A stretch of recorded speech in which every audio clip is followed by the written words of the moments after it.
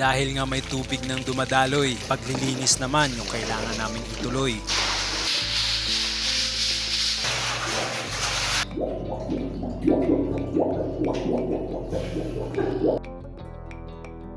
May kasama pala akong maganda.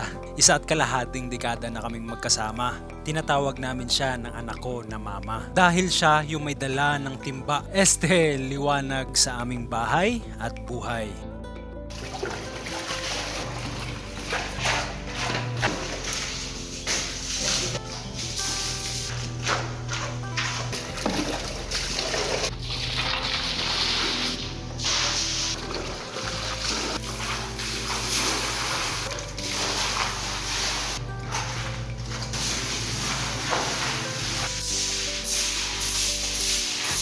Ito na yung final steps para mailipat yung mga gamit.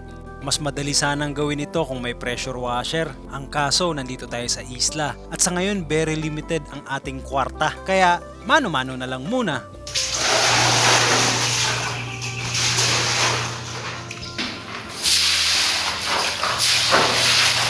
Ito nga pala yung magiging silid tulugan. Kaya ekstrang linis ay higit na kailangan. Para naman kaaya-aya itong pahingahan at tingnan. At kapag ganyan, si mama na ang bahala dyan. Kasi sa ganyang usapan, syempre ang mga nanay yung laging bida dyan. Ito na yata yung pinaka-challenging sa lahat ng paglilinis na ginawa ko. Ang linisin yung ganito kaduming banyo. Kasi dapat malakas din yung sikmura mo. Dito ko lang naranasan sa isla to.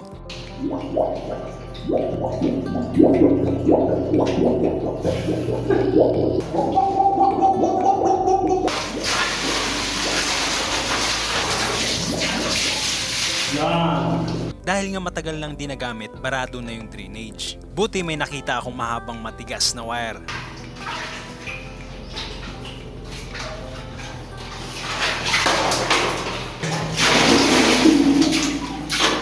Buti na nga lang hindi parado yung inidoro, kaya hindi matutodo yung hirap ko. Pasintabi din po pala kung kayo ay kumakain. Pasintabi po sa realidad na aking hinahain. Opo, tinuturing na isa sa top tourist destination nitong isla. Yung ngiti at saya na aming pinapakita kapag kami ay inyong binibisita ay isang parte lamang ng istorya. Hindi kasi lahat kaya siyang ipakita dahil sa mga matang mapangutya at mapanghusga. Pakitunguhan na lang siguro natin ng maayos ang isa't isa dahil sa katotohanang lahat tayo may pinagdadaanang hindi maganda at hindi masaya. At minsan gusto mo nang sumuka pero hindi sumuko. Iniisip ko na lang lagi yung aking motto. If it doesn't kill you, it will just make you stronger and better. Alright? Parang kanta yun ah.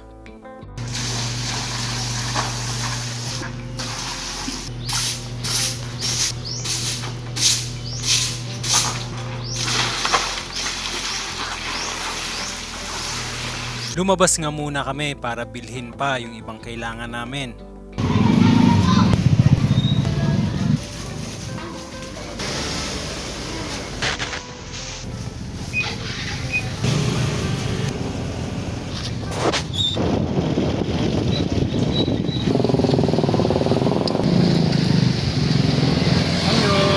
Sige, 6 meter muna te.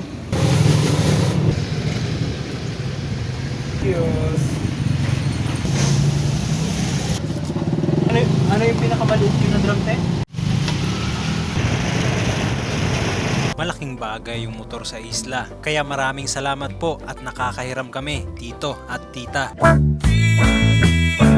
What you wanna be?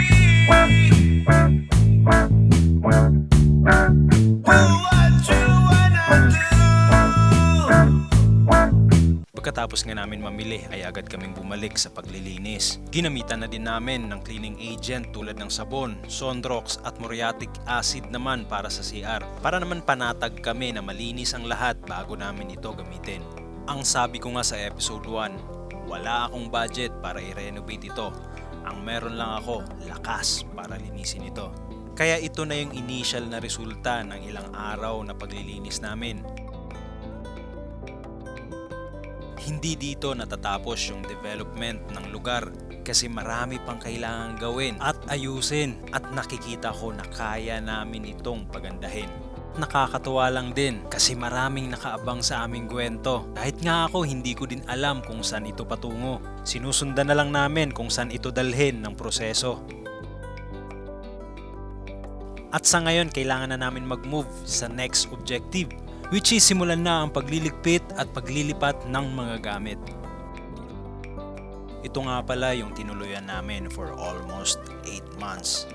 Opisina ito ni Foxtail Guest House, isa sa kilalang accommodation dito sa General Luna. Dito din ako nagtatrabaho. Gawan ko na lang siguro ng separate video in the future, exact na trabaho ko dito. Sa ngayon, kailangan muna namin magligpit ng gamit at masigurado na malinis itong aalisan namin kasi kailangan na itong gamitin. At habang ako yung main in charge dun sa lilipatan, si mama naman yung in charge dito sa aalisan. Siya din kasi yung mas magaling kapag ganito yung lilinisan. Malaking pasalamat na lang din sa management ni Foxtail sa pag-allow sa amin na maging pansamantala namin itong tirahan.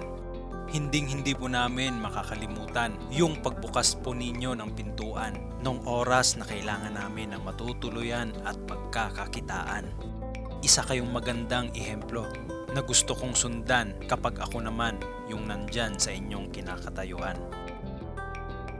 Magkalapit lang yung aalisan at dilipatan. Siguro nasa 100 hakbang na pagitan. Buti na lang din at sanay tayo sa buhatan, kaya mano-mano nating bibit-bitin lahat ng gamit sa aalisan patungo sa lilipatan.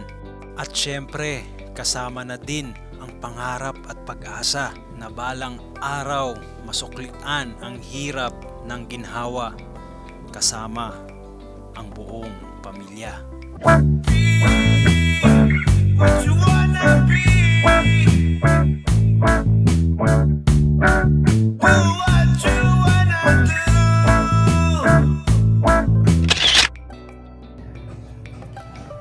Buti nga at may malapit na prutasan, solve ang aming tanghalian.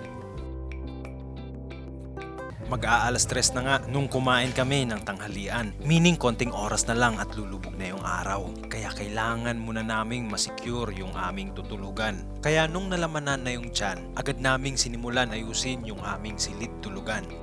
Una naming sinet up ay yung paglalagyan ng ceiling fan. Isa kasi ito sa pinaka-importante na aming nakasanayan. Importante ang tulog na kompleto kasi kapag ni-require ka ng mundo na ibigay ang best mo, maibibigay mo ito ng buong buo. Agad nga naming sinunod yung screen sa mga bukas na bintana para ma-minimize yung mga pumapasok na lamok at iba pang insekto. Ang hirap kasi matulog kung maya-maya may kumakagat sa'yo. Yung tipong bigla ka na lang magigising dahil pinalo mo yung sarili mo. Kasi normal na reaksyon ng katawan natin na paluin kapag merong biglang dumapo sa atin tapos bigla tayong kakagatin.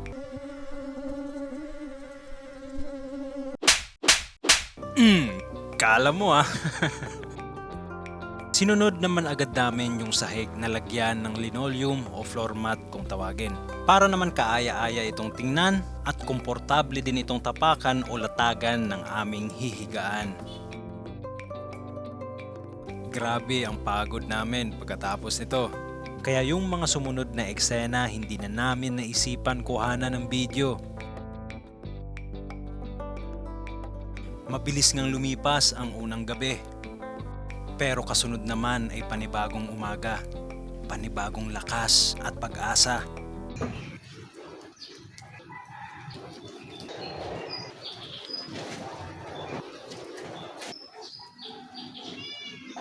Hinahayaan lang namin si Jaden matulog hanggat gusto niya.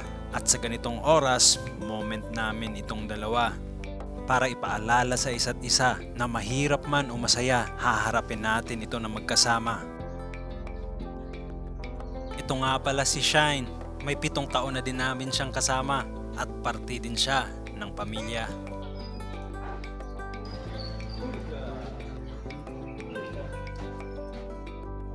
Maaga nga din bumisita si Tito. Kaya kinuwento ko kaagad yung pangyayaring gumising sa akin. Nagising kasi ako. Sabi niya, dito kayo dyan. Ha? Nagising ako. Gising ka? Baka siguro mga 15 minutes away. Sumisigaw ka. Doon! Tayo agad ako. Tayo na to. Dali lang. Sinabi ko nga na boses niya yung gumising sa akin.